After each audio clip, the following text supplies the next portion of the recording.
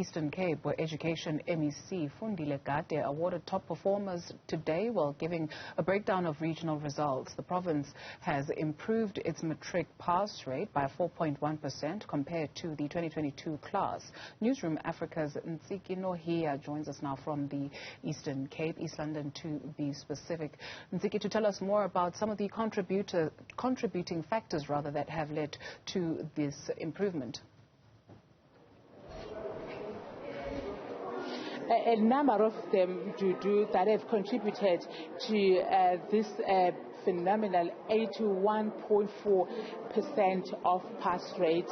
And today, the Department of Basic Education, together with the Office of Republia, are awarding those top learners from different schools. Over 60 schools will be awarded today with different accolades, from trophies, certificates, and financial assistance to further their studies. But to take us through some of the contributing factors to the 81.4% pass rate, we are joined by the Mr. Ray Tywakadi, who is responsible for curriculum management in the Department of Education in the Eastern Cape. But before he joins us, I do want to give you this information that the Eastern Cape province has been fluctuating in 2019 and 2020. You remember, in 2020 we experienced COVID-19 pandemic. In 2019 they received 76% pass rate, just over 76% pass rate, and then in 2020 they dropped to just over 68%, and in 2021 they got 73%, and then in 2022 77.3%, and then now we are here at 81.4%. To tell us more about the contributing factors to this, great performance by Eastern Cape learners, we are joined, as I have said, by Mr. Ray Tywakadi, responsible for curriculum management in the province. Mr. Tywakadi, when we were at the media briefing, the MEC outlined a number of the things that contributed into getting this 81.4%, and one of those is a push and hold button. Tell us more about those contributing factors. Thank you for the questions.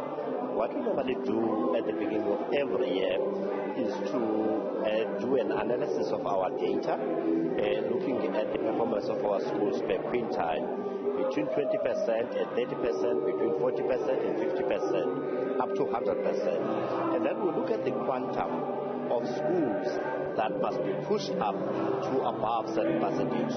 So we group our schools into three categories. We have what we call the red guys. These are the schools that are at risk. We really look at how to move them up. And then we have amber guys. So these are the guys that are performing between 60 and 70%. And then we have the green guys, which is schools that are performing between 80 and 100%. Our view is that you have to pull together a resource pack of support differently to these categories.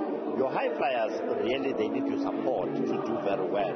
But where you need to pull up are the schools that are in the red zone, which is schools that are underperforming. So the strategy of push and hold is that hold up all of those that are already moving upwards. Pull up all of those that are down there. So what we do is to divide the year into three phases. The first phase is what we call the first push. That happens between January and March. In the first push, we do analysis. Who has done what? Where are the gaps? Which subjects are a problem? And then we develop what we call chief markers reports, where our chief markers tell us exactly, in mathematics, these kids are struggling with 1, 2, 3, 4. And then we pull all that together, package it, we develop a resource pack for schools. Then we go straight into a first phase of support, which culminates into what we call autumn schools, where we deal with gaps, especially content gaps, revision, and how we can deal with them. But the big part of it is in the second push, between March and July. In that period, we are covering what we call the time on task, which is classroom-based. And this is where the syllabus coverage must take place. We make sure that by the time they get into August, 80% of the syllabus must have been covered. So that's our second push. It culminates in our winter school. In our winter school, really, we are not back into teaching, but it's really touch-ups. Then we have what we call the last push. The last push is between August up to the exam time. That's what we call the consolidation period.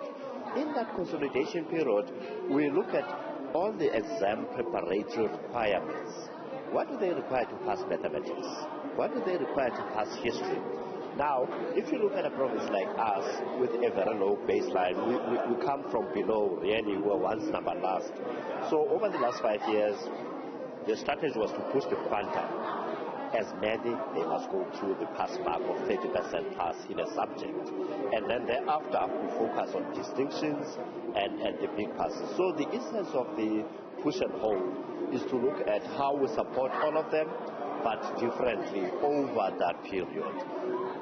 I think something very interesting, which we learned from the Free State, was that your provinces like Eastern Cape, Free State, they are really constituted by township schools.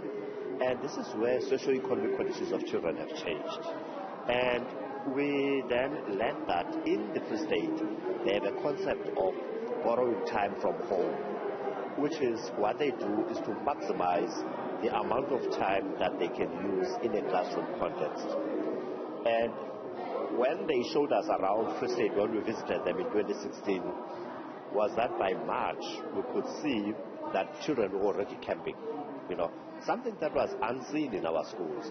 But over the last 3 years, Eastern Cape, you can go anywhere, in any part, you see children over weekends. So really, the strategy of borrowing time from home is what is helping us. We have to provide them with lunch, we have to provide them with support, and what is big about it is the community involvement. Parents of those children, they stay with their kids. They do their washing. It's very interesting. For the middle class, it's quite different because you are able to pay a service provider who does, the extra time for your kids. You go and pick them up. But for the poor of the poorest, government must do that. So doing it on scale is the biggest challenge that we have. It does look like an extra cost to the budget that we have. But for us to succeed, really we have to support these children. So that's the push and hold essence in a nutshell.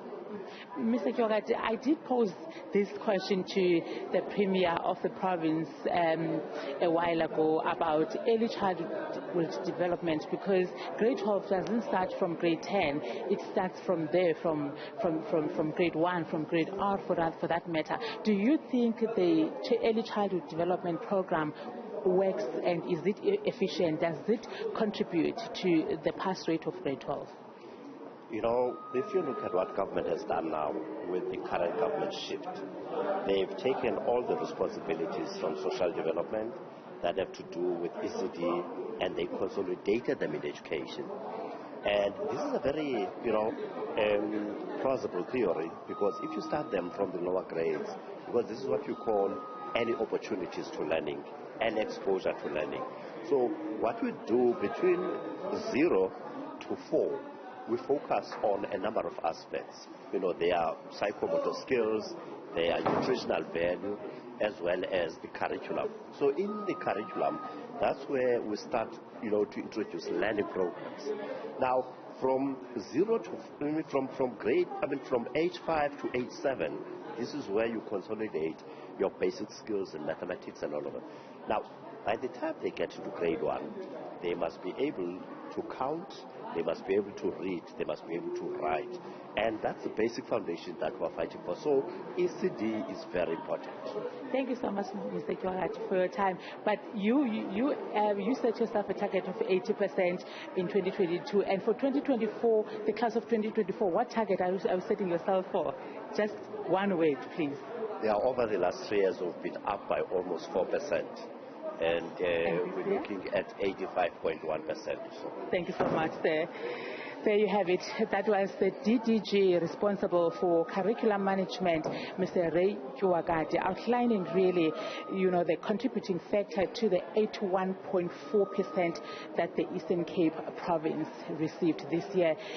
We will be speaking to the recipients themselves. They're now having lunch, and they will be addressed by the Premier and the Department of the MEC for the Department of Education, and we'll be speaking to them, and they'll be holding their awards. For now, it's back to you, Dudu, in studio.